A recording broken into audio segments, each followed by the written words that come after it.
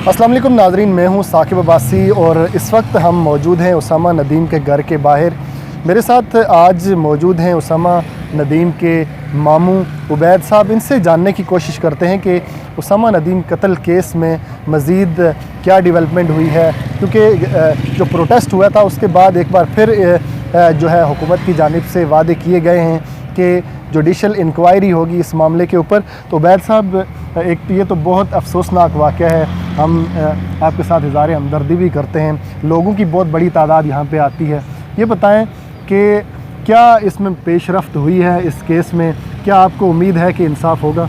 देखें, अभी तक तो इस केस के बारे में जो भी है, इस सारे जो ये वाक़या हुआ है, उसामा को शहीद कर दिया इन्होंने, तो बहुत से लोग आए हमारे पास। यानी कि एक वज़ीर आज़म इमरान खान को छोड़ के तो कोई भी ऐसा नहीं था जो ना आया हो, और सारे आके वो बात करके जा रहे हैं कि इंसाफ होगा, जुडिशल कमेटी भी बनाई जाएगी। जबकि आप यहाँ आप इसी बात को आप देख लें कि जो आपके वज़ीर दाखिला शेख रशीद साहब हैं, वो यहाँ पे आए तो वो आते साथ ही उन्होंने मतलब दुआ भी की और कहा कि जी 24 घंटे के अंदर जुडिशल कमेटी बनेगी और ये आप मुतमईन रहें। बिल्कुल, मैं मौजूद था उस वक्त जब वो यहाँ पे आए। जी। तो उसके बाद जब वो कैबिनेट में वज़ीर आज़म साहब ने जब उनसे कोई इस केस के बारे में कोई सवाल किया गया, तो उसमें वो कहते हैं कि ऐसे छोटे मोटे वाक़यात होते रहते हैं। देखें, उस बंदे का आप खुद सोच लें कि उस बंदे के अंदर क्या, मेरे ख्याल है उसके अंदर तो दिल है ही नहीं।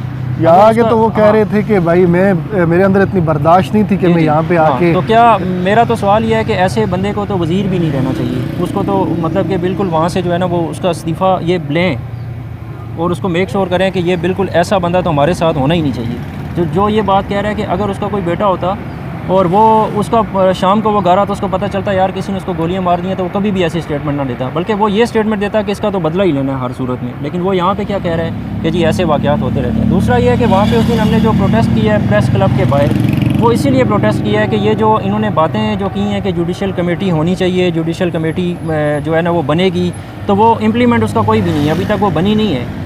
जो हमारी जो रिक्वायरमेंट थी कि उसकी करनी चाहिए, जुडिशल इंक्वायरी होनी चाहिए, वो ऐसा कोई नहीं था। तो प्रोटेस्ट करने का मकसद ये था कि ये चीज़ आप उसको जो है ना वो माने, एक्सेप्ट करें और उसको जो है ना वो इम्प्लीमेंट करें, उसको बनाएं। तो वो फिर राजा खुर्रम नवाज़ साहब हैं जो उस दिन आए भी थे और उन्होंने यकीन दहानी कराई है कि इंशाल्लाह जो है वो इसको हम जो है ना कैबिनेट में मंगल को मेरे ख्याल है ये पेश करेंगे और फिर इसमें ऐसा किया जाएगा। तो इंशाल्लाह उम्मीद तो है कि वो करेंगे। लेकिन अगर ये ऐसी कोई बात नहीं करते तो फिर इंशाल्लाह ये जो प्रोटेस्ट है ये तो कुछ भी नहीं था, समझें कि उसका चौथा हिस्सा भी नहीं था। इनसे इंशाल्लाह बहुत बड़ा प्रोटेस्ट होगा और इस पूरे इस्लामाबाद को बंद किया जाएगा। अच्छा, ये बताएं कि ये क्योंकि उसामा नदीम का जो वाक़या पेश आया, पुलिस के हाथों वो शहीद हुआ, इस तरह के और भी वाक़यात हम देखते हैं। लाहौर के अंदर भी इस तरह का अफसोसनाक वाक़या हुआ। तो आपके ख़्याल में इन वाक़यात को रोकने के लिए हुकूमत को क्या करना चाहिए? देखें, मैं आपको ऑफ रिकॉर्ड भी एक बात कर रहा था कि मस्कत की मैंने आपको एक स्टोरी बताई थी कि वो मस्कत में भी उन्होंने नाहक मार दिया था, तो 2 महीने के अंदर लाहिकीन के सामने उसको गोलियां मारी कि उनका वो बदला खून हुआ था। तो इसमें भी यही है कि देखें, इन्होंने ये तो वो उसामा था कि जिसके पीछे पूरा मुल्क जो है वो बोला है। तो कितने उसामा इन्होंने मारे होंगे जो रातों रात इन्होंने वो जो है ना केस को ठप भी कर दिया होगा और उसका कोई बोलने वाला भी नहीं हुआ होगा। तो अगर आप देखें कि अगर मैं अपना ज़ाती मेरा जो ख्याल है वो ये है कि अगर इनको सज़ाए मौत फांसी नहीं होती तो फिर ये है कि आप आज मेरा इंटरव्यू ले रहे हैं, हो सकता है 6 महीने या साल बाद आप किसी और सेक्टर में किसी और का इंटरव्यू ले रहे होंगे, उसके किसी बच्चे को उन्होंने मारा होगा। तो 100% जो है ना इनको सज़ाए मौत होनी चाहिए, इनको फांसी होनी चाहिए, तो तब जाके ये मामला रुकेगा। वरना ये मामला चलता रहेगा, फिर इनका हाथ खुल जाएगा। फिर ये यही सोचेंगे कि यार हमने तो इतना बड़ा मारा था, तो हमारे साथ क्या हुआ? कुछ भी नहीं हुआ, तो मारो लिहाजा कोई इनका। अच्छा, एक और चीज़ इस बड़ी अहम थी जो कि मीडिया के ऊपर पुलिस ने दिखाई कि 2 FIRs निकाली गई उसामा नदीम के नाम से कि उसके ऊपर मंशियात का एक केस था, एक गाड़ी चोरी का केस था। उसकी असल हकीकत क्या थी? वो ज़ाहिर है आप लोगों ने उसकी जांच पड़ताल की होगी, क्योंकि ये तो एक नौजवान तालिब इल्म था और पुलिस ने इस केस को ख़राब करने की कोशिश की। सर देखें, उसके बारे में मैं ये कहता हूँ कि अगर हम इस सेक्टर में रह रहे हैं या हम G9 में रह रहे हैं या हम किसी भी सेक्टर में रह रहे हैं, तो अगर कहीं पे अगर कोई क्रिमिनल होता है, अगर फ़र्ज़ किया मेरा कोई बेटा या मेरा कोई भाई है वो क्रिमिनल है या उसका रिकॉर्ड ऐसा है, तो वो पूरे मोहल्ले वालों को पता होता है कि ये लड़का ऐसा है, ये इसके बारे में ऐसा है। तो अब तो ये जो पुलिस वाले हैं ये इस वक्त फंस चुके हैं ना अपने, ये जो इन्होंने एक ज़ालिमाना जो इन्होंने कार्रवाई की है तो उसमें ये फंसे हुए हैं। तो अब अपने आप को निकालने के लिए और इस केस को कमज़ोर करने के लिए इन्होंने क्या पता अभी 10 FIRें और निकालनी है कि ये भी उसामा की थी। तो जहाँ तक ताल्लुक़ है इनकी FIR का, वो मैं आपको बता दूँ कि 2018 की इन्होंने एक FIR निकाली है जिसमें उस लड़के का नाम भी उसामा है, लेकिन उसका ID कार्ड मैच नहीं हो रहा इसके साथ, ना इसका डेट ऑफ बर्थ मैच हो रही है, ना उसका एड्रेस मैच हो रहा है। तो ये उन्होंने बिल्कुल जो है ना वो फ़ेक निकाली है। और मैं आपको ये बता दूं कि ये आइंदा भी क्या पता कितनी फ़ेक जो है ना वो निकालें। अब गाड़ी भी जैसे देखें इनकी कस्टडी में है, तो पहले दिन से लेके चौथे दिन 5वें दिन तक पूरी मीडिया पे है कि गाड़ी को फ्रंट से जो है ना वो सारे फायर लगे और पीछे से कोई फायर नहीं है। तो इन्होंने रातों रात पीछे से 5-6 फायर करके वो बता दिए। अब ये कल उस गाड़ी के अंदर कोई मिसाइल रख दें और कहें कि जी ये भी उसामा लेके जा रहा था, तो ये कर सकते हैं, क्योंकि गाड़ी भी इनके पास है और ये अपने आप को बचाने के लिए जिस हद तक ये जा सके ये जाएंगे। अच्छा, आप ज़ाहिर है उसामा की फैमिली से हैं, आपकी नज़र में असल वाक़या आप कैसे देखते हैं? वजह क्या बनी उसामा को इस तरह मारने की? 22 गोलियां पुलिस ने फायर कर दी। उस दिन उसामा कहाँ पे था, उसके बारे में थोड़ा सा बताएं सर। क्योंकि लोग इस बारे में जानना चाहते हैं कि आखिर क्या वजह हुई पुलिस ने इस तरह घेर कर उसके इतने फायर कर दिए। सर उसमें मैं तो अब क्या कह सकता हूँ कि देखें, जो असल वाक़या है, जो हमें जहाँ तक पता है और जो इसकी मतलब फैमिली भी बता रही है कि उस दिन ये रात को 12:30 बजे से पहले यहाँ पे अपने दोस्त के साथ इधर ही G13 में ही था। तो 12:30 बजे इसने अपनी अम्मी को भी कहा कि मैं जो अपने दोस्त को जो है ना H13 शम्स कॉलोनी में छोड़ने जा रहा हूँ, H13 छोड़ने जा रहा हूँ, मतलब उसमें शम्स कॉलोनी थी या वो थोड़ा सा उसमें कन्फ्यूजन है, लेकिन ज़्यादातर यही आ रहा है कि शम्स कॉलोनी में ही छोड़ने जा रहा था।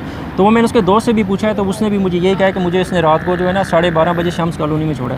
जब 12:30 बजे इसने शम्स कॉलोनी में छोड़ा और शम्स कॉलोनी से जब ये निकला है, तो उस निकलने में और G10 के बीच के ये अब 1 और 2 बजे का बीच में वाक़या है। वो फिर एक अल्लाह देख रहा था, एक उसामा था जो शहीद हो गया, वो अब दुनिया में नहीं रहा, वरना मुझसे पूछते यार कि तेरे साथ क्या हुआ है, तो वो फिर खुद बताता। या जो ये मारने वाले हैं, आप अगर इनसे पूछें, ये हमारे सामने है, अवाम के सामने है, तो फिर यही बता सकते हैं कि क्या मामला हुआ। अच्छा, नहीं, जिस तरह ये गोलियों की बात हो रही है, आपके ख्याल में क्या उसको वाकई रोकने की कोशिश की है या फिर जो है एक टारगेट करके उसको जो है मारा गया है? सर मेरा जो ज़ाती ख्याल है, इसको टारगेट किया गया है। अगर रोकने की कोशिश की होती, तो अगर फ़र्ज़ किया एक गाड़ी जा रही है, इसको इन्होंने रोका है और अगर वो नहीं रुका, तो इन्होंने इनको चाहिए था कि उनके जो टायर हैं उसके ऊपर वो उसको फायर करते, टायर को ब्लास्ट कर देते और गाड़ी ओवर कंट्रोल हो जाती है। अगर आप ऐसे करें ना, तो गाड़ी ओवर कंट्रोल होकर वो कहीं लगती है, उसको स्क्रैचेस लगते। तो गाड़ी आप देखें, उसके टायर सही सलामत थे, उसके साइडों पे कोई स्क्रैचेस नहीं थे।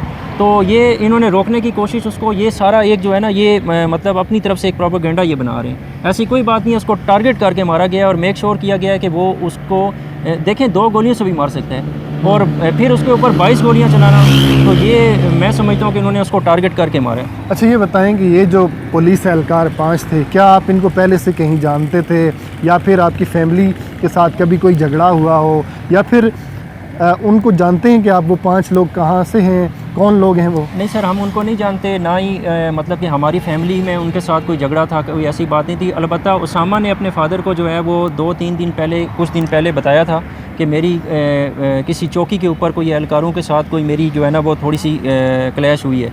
तो वो कौन से थे, अब हम 100% नहीं कह सकते कि ये वही लोग थे। उन्होंने इसको किस वजह से रोका था चौकी पे, इसके गाड़ी के शीशे काले थे या इस वजह से, या ये कहीं मतलब कि इसने गाड़ी नहीं रोकी इस वजह से, जो भी है।